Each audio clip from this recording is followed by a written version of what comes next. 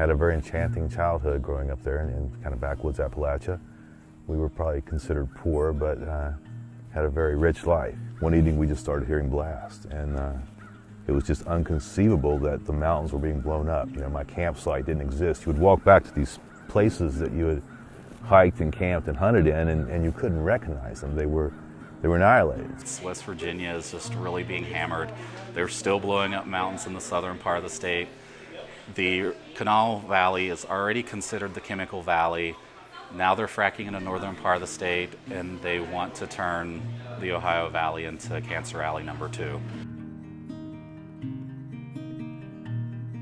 So January 2014, when Tank 396 at the Freedom Industries tank farm leaked tens of thousands of gallons of MCHM, a coal cleaning chemical, right above our state's largest public drinking water supply intake, knocked out the water for 300,000 West Virginians, which is almost 1 in 5 of our residents. So this was massive, and it was actually the largest scale chemical drinking water contamination event in our nation's history. When that chemical spill happened, no one had any idea that chemical was upstream of the water intake. This was a chemical used by the coal industry to process coal. People had rashes, were sick, and were seeking emergency medical care. And then also the economic impact was huge. I mean, it shut down businesses in our capital city for days, and some schools were out weeks at a time. It took a long time to recover, and still to this day, almost 4 years later, we're still getting a handle on the economic impacts of that water crisis. It was probably one of the most pivotal moments in my life, not only because of the sheer sort of fear and desperation of living without water and coming into the awareness of water quality and actually thinking consciously about how much you use water and not trusting it. Got a text, don't drink the water, don't use, bathe in, don't feed your pets, do not use, only for flushing commode and firefighting only. And that was from a friend, otherwise I would not have heard about it. In October of 2013, my father was diagnosed with cancer. The day of the chemical spill, we were in Beckley, West Virginia, which was outside the area impacted by the spill, finding out that there was pretty much nothing they could do for my father. And one of my friends of the family kind of rushed into the house. We had just got back and said, don't use the water, there's been some type of spill. And we spent the next several weeks having to melt snow and boil creek water to try to take care of my dying father. There was no siren when the water crisis happened. There was no alert system. I got a text message from my ex-husband that said, don't drink the water and don't let the kids drink the water. There's been an accident. Something they hadn't checked for was the inhalation factor of that chemical. So people flocked to the emergency rooms and doctors because suddenly they were breathing this steam that had the chemical in it. How could it have gotten on into the system? Weren't they testing for that? And it turns out they were not, or very well. Their testing method, and I swear this is true, they would take a beaker full of water and they would smell it. And if it smelled okay, they'd pump it into the homes. I hired a lawyer, January 9th, the day of the spill. I was furious. I didn't understand, and I needed answers, and I was scared, meaning I did not know what effect this was going to have on me or my children.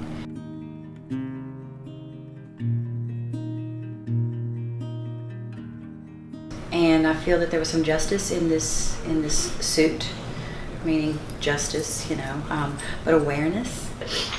It really also brought an awareness to those that have less mobility in our communities, the seniors, the very the handicapped, the very young mothers. Everybody was so vulnerable. Father was a coal miner, and I've had coal miners on both sides of my family for generations. Seeing mountaintop removal from the air, seeing the devastation that it really caused, because I very much grew up being a coal supporter, and seeing it from the air and realizing that pretty much everything you had been told was a lie kind of does something to you. I mean, especially when you believed so wholeheartedly into this industry, which so-called fed your family.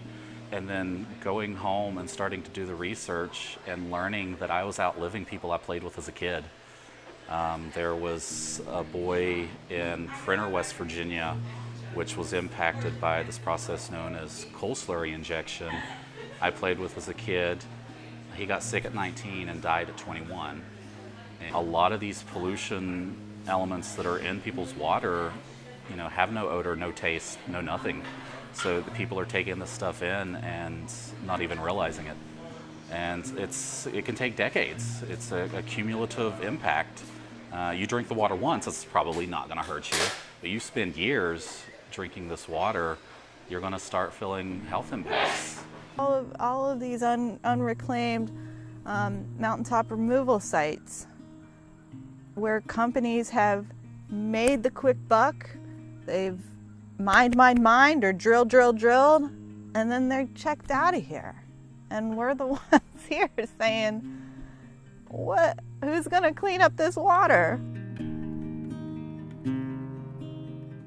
We do have hydraulic fracturing in the northern part of the states, which is very water intensive.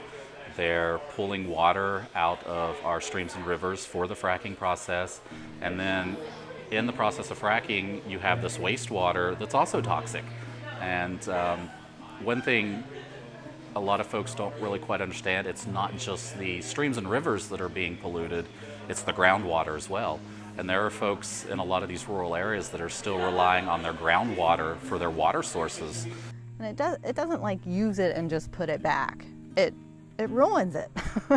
We call that a consumptive use. So it's taking water and sand and putting toxic chemicals in it to do the fracturing, and then it comes back up to the surface, or some of it does. Then you've got a big problem of what to do with this toxic water.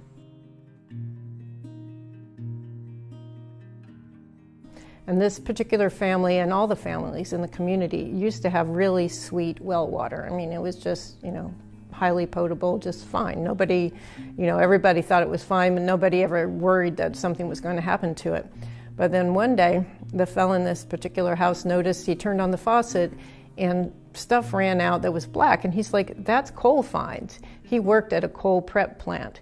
And a coal prep plant is where you wash the coal to prepare it for market. Fast forward several years, the water is getting worse and worse, and all these community members and people are up and down every little hollow in these 4 Mingo County communities.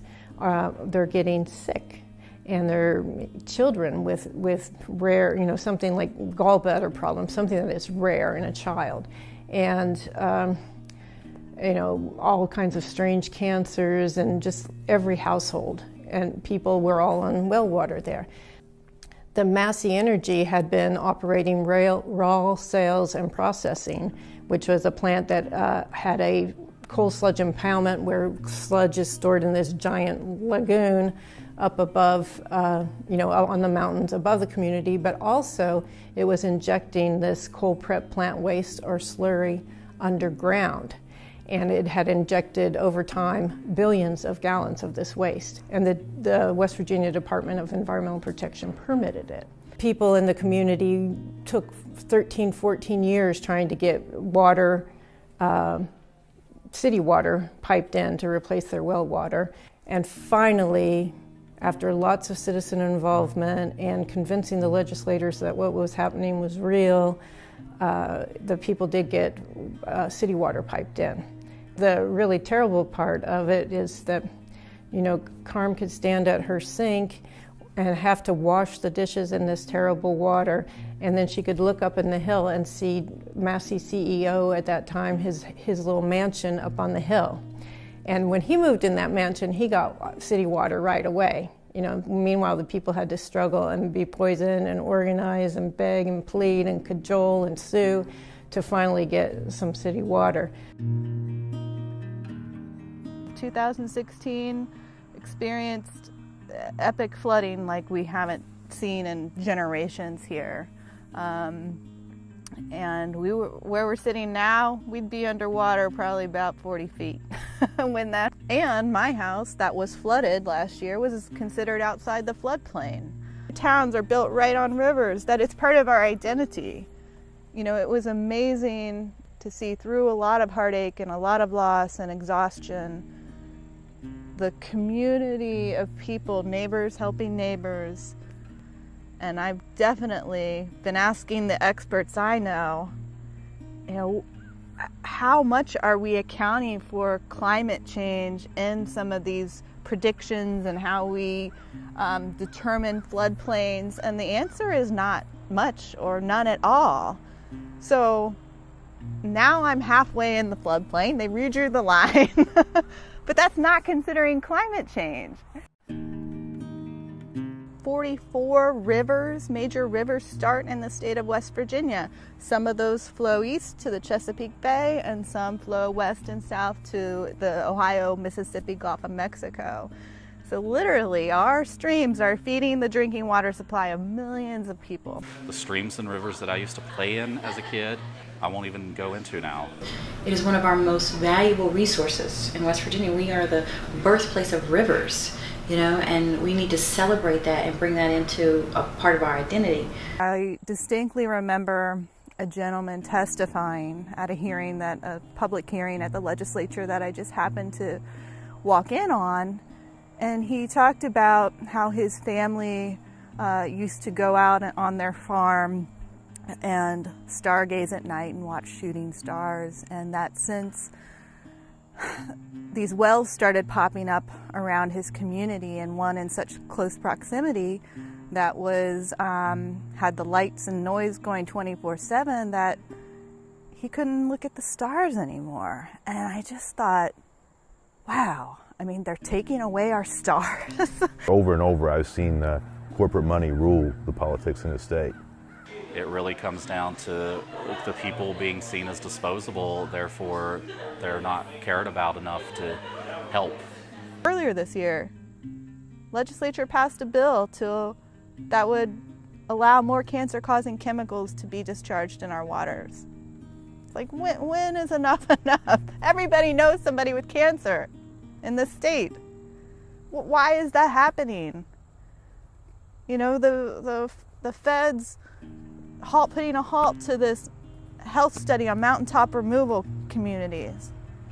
That's outrageous. That is a violation of human rights because it's covering up the truth. And people of this state, the people of this world deserve to know the truth. The generation growing up is not going to miss what they've never seen, I grew up right beside a little native brook trout stream, and it was an endless supply of trout. I mean, if you wanted trout for dinner, you had trout for dinner. You just went out and caught them, So we're so far removed from our environment now. I think that's a big problem. Our cultures are more disconnected from the land we live on. We suffered from colonization. That's the problem. Out-of-state industries come in, extract our resources, use our workers, and safety regulations are not what they should be because they're not their neighbors, they're out of state, they come in and exploit us. It could probably be considered one of the largest studies of Stockholm Syndrome in the nation. We've actually started to identify with our captors. The same industries that have, for 150 years, shot at us, poisoned our waters, given us poor health issues, as now our champion. And we really need to change that mindset, and West Virginians deserve better. This came from water is life, but it's very true. In order to make life, life, a baby is in water. When it's being born. I mean, there's so many metaphors that could go on and on about it, but I think it's the building block of existence. Clean water is a human right across the board, including clean water and clean air. It's an essential part of life. Above all else, people have the right to live. All things have the right to live. And issues of mountaintop removal or fracking or something like that, of people saying, well, if it's so bad, why don't you just move? In West Virginia, we have communities and families that are so rooted in a sense of place, and have generations of people have grown up in this area. And at a certain point, we're finding that You know, you can't pick up and move off the planet. You don't fix it by moving away, you fix it by standing up and fighting and working for your community.